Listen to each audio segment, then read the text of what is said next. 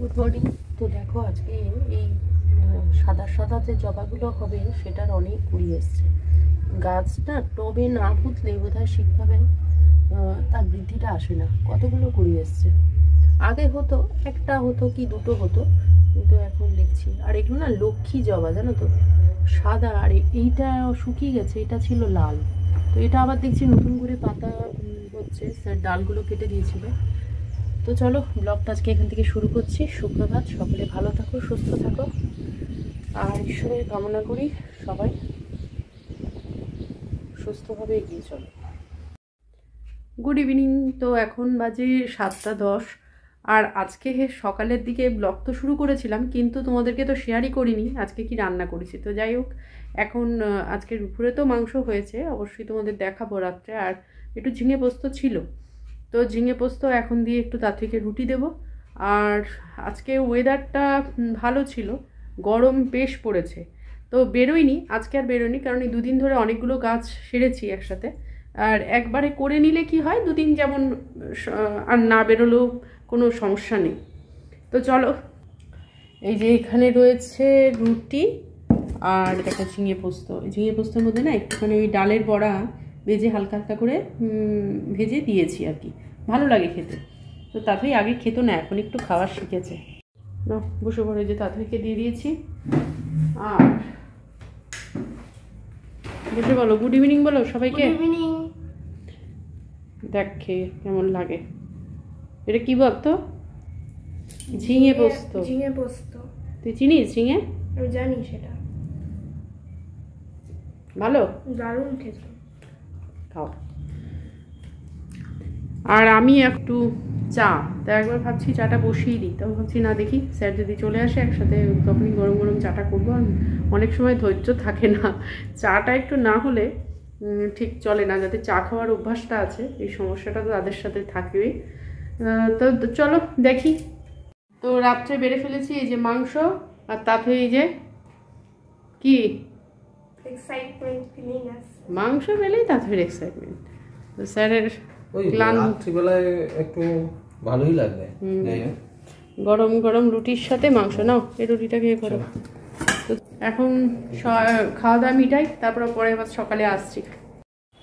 দেখো কালকে দেখিয়েছিলাম কুড়ি হয়েছে, আজকে কি সুন্দর জবাগুলো ফুটেছে।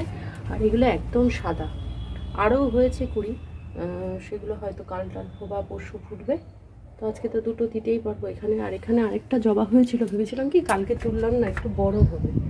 এটার ভেতরটা আবার একটু লাল লাল, কিন্তু সেটা একটু ইয়ে হয়ে গেছে।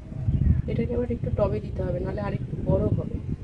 টবে না দিলে মনে হয় হবে না। আর এখানে একটা দেখো লাল অন্য ধরনের জবা এসছে। এই জিনিসটা বম্মা একবার নিয়ে এসেছিলো, পাহাড়ে বেড়াতে গেছিলো বম্মা, সবার জন্যই এরকম নিয়ে এসেছিলো। তো এখানে যখন বম্মা আসতো তখন এটাকে দেখে প্রণাম করতো। তো আমরা একটু মজা করতাম যে এটা কেন প্রণাম করছো, এটা তো একটা হাতির ছবি, এটা হাতির একটা মানে কাঠের ইয়ে। মা বললো না, এটা গণেশ। তো ব্যাপার কি বলো তো, যার চোখে যেটা, আমরা যেটা হাতি দেখছি হয়তো বম্মার চোখে সেটা গণেশ ছিল। তো এখন সেটাকে আমিও গণেশ হিসাবেই ধরছি, কারণ বম্মা তো নেই। বম্মা যখনই বেরোতো এটা দেখে প্রণাম করে বেরোতো। তো আমি দেখলাম একটু ধুলো টুলো হয়ে গেছে, এটাকে একটু পরিষ্কার করে একটা ভালো জায়গায় দেখি কোথায় টানানো যায়, এদিকে বা এদিকে কোথায় রাখা যায় রাখবো। এটা গণেশ ভেবেই রাখবো, আর হাতি ভাববো না। আজকে সকাল থেকে একদম মেঘলা ওয়েদার, এত বাজে লাগছে জানি না, হয়তো একটু রোদ্দুর উঠবেও পরের দিকে। তো আজকে রান্না কি হয়েছে চলো তোমাদেরকে দেখাই। এখন বুঝতেই পারছো গ্যাসে হচ্ছে ভাত, আর একটু ডাল সেদ্ধ বসিয়েছি। আর কি করেছি পরে বলছি তোমাদের। তো রান্না তো হয়ে গেছে, আজকে করেছি দেখো শুক্তোর তরকারি করেছি বড়ি টড়ি দিয়ে, আর আজকে ডিম কষা। এই যে স্যার বসে পড়েছে খেতে, কারণ অফিস টাইম চলে এসছে। আজকে ওই কালকে আবার ছুটি আছে, কাল হচ্ছে শিবরাত্রির ছুটি দিয়েছে সরকারি অফিসে। শিবরাত্রিতে ছুটি দেওয়া হয়েছে, যদিও খুব খুশি হওয়ার কিছু নেই, তার কারণ খুব সম্ভবত 12-13 তারিখ থেকে ইলেকশনটা ডিক্লেয়ার হবে, তারপরে শনি রবি বলে কোনো কিছু থাকবে না। আর তখন সব এক হয়ে যাবে, তখন কোনো ছুটি নেই যতক্ষণ না পুরো ব্যাপারটা মিটছে। শনি রবি কোনো কিছুই নেই, আর সকাল ওটার টাইম নেই, এই যে 8 ঘন্টা ডিউটি ওসব কিছু নেই, তখন সবটাই ডিউটি, যখন ডাকবে তখন ডিউটি। এই তো চলো স্যার, এমনি 14 ঘন্টা, হ্যাঁ তারপরে ওটা বাড়বে আর কি, ক্রমশ 20 ঘন্টা 22 ঘন্টা সবারই, এটা আমার না সবার। স্যার তো জলটা দিয়ে দিই, ভাত বেড়ে দিয়েছি, বেরিয়ে পড়েছি। কয়েকটা জিনিস আনার আছে তো সেই জন্য, তো চলো।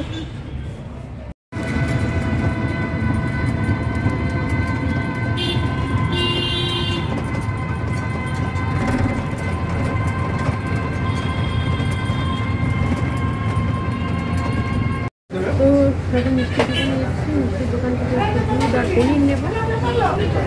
আজকে প্রচুর রকম মিষ্টি আছে, বিভিন্ন ধরনের মিষ্টি। কোনটা খাবে বলো? খাবে একটাও? নিয়ে চলো, মিষ্টি খেয়ে কাজ নেই, মিষ্টি ভালো না শরীরের পক্ষে, বুঝেছো? সব ভালো, সেটা ঠিক। দেখো এখানে একটা ভালো মিষ্টি করেছে। তো বাড়িতে তো চলে এসেছি। এখন কি রান্না হয়েছে তোমাদেরকে তো দেখানো হয়নি। আজকে সকালের দিকে যা হয়েছে সে তো দেখিয়েছি। আর কয়েকটা জিনিস না বেরোনো হয় কিন্তু আনা হয় না, যেমন ঘি, ছোট ছোট জিনিস মনেই থাকে না। তো একটু আলু পেঁয়াজটাও ছিল বাকি, তো সেগুলো আনলাম। আর আজকে রাত্রে কি হয়েছে রান্না চলো তোমাদের দেখাই। আর কালকে শিবরাত্রি, পরশুদিন ছুটি, রবিবার দিনও ছুটি, 3 দিন পর পর একটানা ছুটি পাওয়া গেছে, অনেক দিন পর আবার। তো চলো। তো রাত্রে হয়েছে দেখো ঘুগনি, একদম পেঁয়াজ দিয়ে লঙ্কা দিয়ে একদম ঝালঝাল করে ঘুগনি, আর হচ্ছে পরোটা। এর আগে একদিন ঘুগনি করেছিলাম, সেই ঘুগনির আমার মনে হয় ডালটা খুব একটা ভালো ছিল না, ফলে মানে সিটি মানে সেদ্ধ হলো সবই হলো, কিন্তু সেই লেভেলের যখন খেতে যাচ্ছি তখন বেশ শক্ত শক্ত ছিল। অতগুলো সিটি মারার পরেও এরকম থাকা হওয়ার কথা না। তো যাই হোক চলো, এখন তোমাদের সঙ্গে তো শেয়ার করা হয়নি যে সেদিন মেলা থেকে আমরা কি কিনেছিলাম। খুব সামান্য জিনিস, যেটুকু দরকার ছিল, রিকোয়ারমেন্ট যেটুকু ছিল। কারণ অনেক জিনিস খুব ভালো লাগে, কিন্তু সব কিছু কেনার মতো তো প্রয়োজন নেই আর সম্ভবও নয় ভালো লাগার সব কিছু। তবে যেটুকু দরকার মনে হয়েছে সেটুকুই নিলাম। আমার আর তাড়াতাড়ি একটু দরকার ছিল।